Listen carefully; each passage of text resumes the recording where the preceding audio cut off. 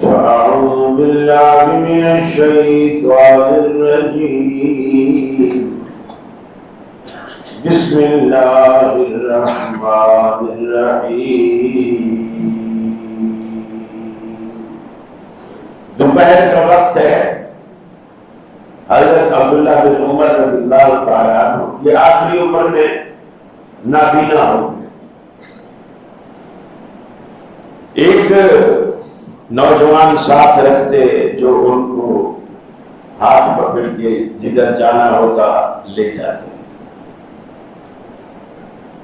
ظہر سے پہلے کی بات ہے، تقریباً کوئی یوں سمجھ لو کہ 10-11 بجے یہ ایک مسجد میں ان کو نوجوان لے گیا۔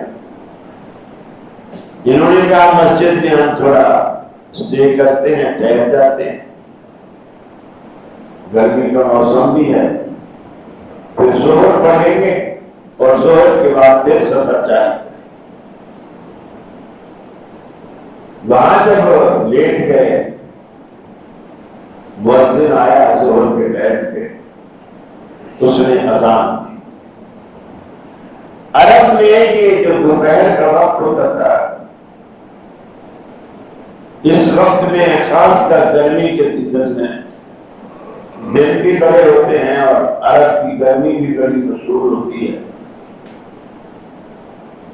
یہ لوگ آرام کرتے تھے، سوتے تھے، اور یہ دوپہر کے سونے کو بے شک وہ مختصر ہوتا، بھلے آدھا گھنٹہ کیوں نہ ہو، گھنٹہ کیوں نہ ہو، لیکن سوتے ضرور تھے۔ اس کو وہ قیلولہ ہے، تھوڑا سستا لیتے، جسم پھر سے محنت کے لیے تیار ہوتا ہے۔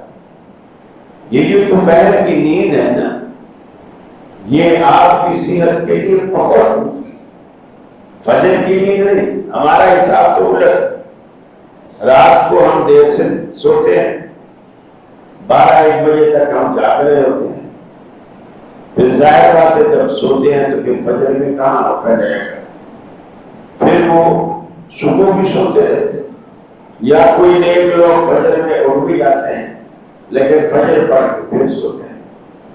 یہ جو فجر پڑھ کے سونا ہے، یہ روزی کو بھی تنگ کرتا ہے اور انسانی صحت کو بھی خراب ہے۔ اصل جو نیند انسانی جسم کو فائدہ دیتی ہے وہ رات کی نیند۔ اسی لیے اللہ کے رسول کا فرمان ہے کہ عشاء کے بعد جاگو نہیں، عشاء سے پہلے سوو نہیں، عشاء کے بعد جاگو۔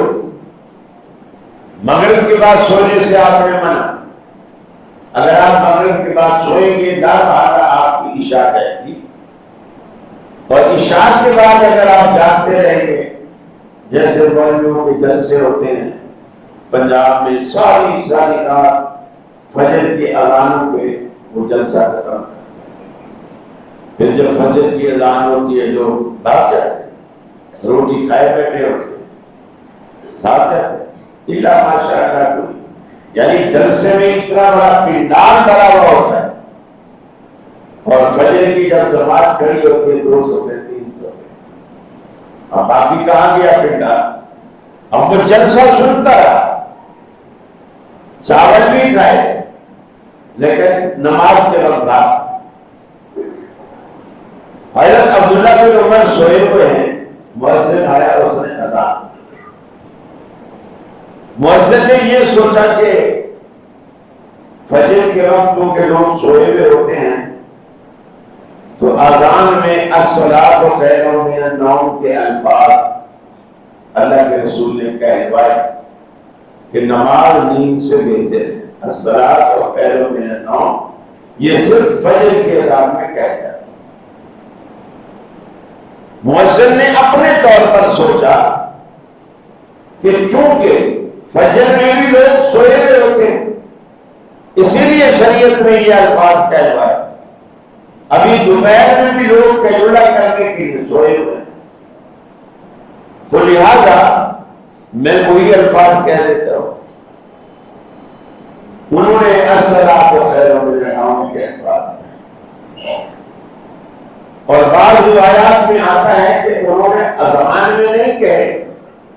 جب اذان دے دی تو مسجد کی دائیں جانب چھوٹی چھوٹی دیواریں ہوتی تھی. دیہات کی مسجدوں کی آج بھی ایسے ہوتا ہے, 4 فٹ کی 4.5 فٹ کی دیوار ہوتی ہے, باؤنڈری وال دی ہوئی ہوتی ہے. تو وہ دائیں طرف دیوار کی طرف گئے اور آبادی کی طرف منہ کر کے کہا الصلاۃ خیر من النوم, اور بائیں طرف آئے اور آبادی کی طرف رخ کر کے کہا الصلاۃ خیر من النوم. عبداللہ بن عمر نے جب یہ سنا, نابینا تھے, اپنے نوجوان ساتھی جو ان کے راہبر تھے ان کو لے جاتے تھے, ان کو کہا کہ یہاں سے جلدی نکلو, میں نے یہاں نماز نہیں پڑھی. یہ اہل بدعت کی مسجد, یہ اہل بدعت کی مسجد. ابھی اکثر لوگ یہ چیز نہیں سمجھتے, وہ یہ کہتے ہیں بات ہی کام کا سختی کرتے, کام کا سختی کرتے. اگر کسی نے اذان سے پہلے الصلاۃ والسلام علیک یا رسول اللہ کہہ بھی دیا تو اس نے رسول پر صلاۃ سلام پڑھا, کوئی گناہ کا کام تو نہیں کیا, صلاۃ سلام پڑھنا تو اچھی بات. اب جس بندے نے الصلاۃ خیر من النوم کہے تھے کہ نماز نیند سے بہتر ہے, اور باقی نماز نیند سے بہتر ہے, یہ جھوٹ بھی نہیں. اور عبداللہ بن عمر کہتے ہیں ہم یہاں نماز نہیں پڑھیں. کیوں؟ یہ اہل بدعت کی مسجد. اب اس سے ایک اور مسئلہ بھی حل ہوتا ہے. اکثر لوگ ہم سے پوچھتے ہیں فلاں مسجد میں فلاں کے کیجیے, نماز پڑھیں کہ نہ. عبداللہ بن عمر فرماتے ہیں یہ اہل بدعت کی مسجد ہے, ہم یہاں نماز نہیں پڑھیں. وہ مسجد ہی چھوڑ دی.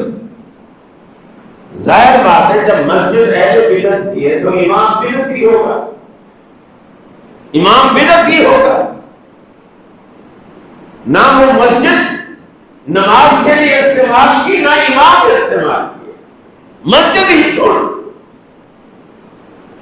تو یہ معمولی چیز نہیں ہے کہ آپ یہ دیکھیں کہ اللہ کے رسول کا طریقہ اس عمل میں کیا ہے, آپ یہ عمل کیسے کیا کرتے